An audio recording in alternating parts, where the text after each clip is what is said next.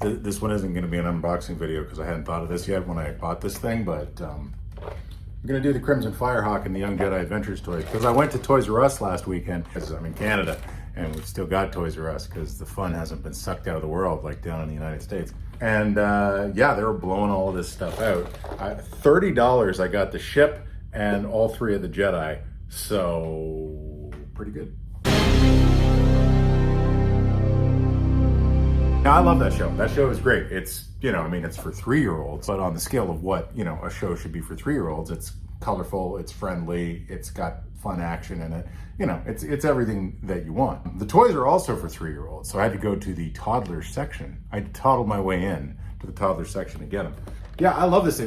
This is what I would have called a beach toy when I was a kid, meaning that you can take it to the beach, you can bury it in sand, you can kick it down a flight of stairs. You know, some stuff's gonna fall off it, but like you're gonna just stick them back on and it'll be fine. That's what Star Wars toys always used to be like. You know, they always used to be, you could throw them down the stairs and just deal with it. When I was a kid, you know, my Millennium Falcon had no top. Like, it was the bottom half only. And that didn't matter. It didn't stop me from flying that thing around the neighborhood like, you know, 3,000 times. I was always trying to do the what do you call it? You know, the thing where they're flying away from Cloud City and then Leia gets the brainwave from Luke. They turn the ship around so they like fly around and flip over and come back. I was obsessed with duplicating that maneuver with my Falcon when I was a kid. So I was always going like, oh, see, look, they all fell out and yet they're all gonna be fine.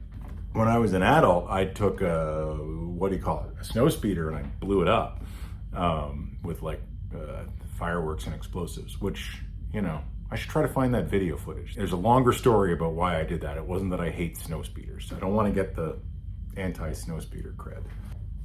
Main dude, I can never really remember that guy's name. I think it's like, I want to say Cal Brightstar. If it isn't, it should be. This was in the era of plastic-free packaging, so I didn't realize till I got home that for whatever reason they gave my nubs 2 lightsabers, which I'm totally fine with because it just makes them look even more nuts. But I don't know if they were using like machines to load the plastic-free packaging by weight, like, you know, the way Lego does it. And that's how I just ended up with dual wielding nubs. I always want to call her Dash Rendar, but that ain't it. It's Nash. Nash, last name not specified. I mean, I love this character. I don't think this is a great figure, but I do love her little dude who can sit beside her in the cockpit. There's 2 options in the cockpit for where he can sit. He can sit behind her up there, or if you flip the passenger seat down, he can sit beside her on the back of the passenger seat.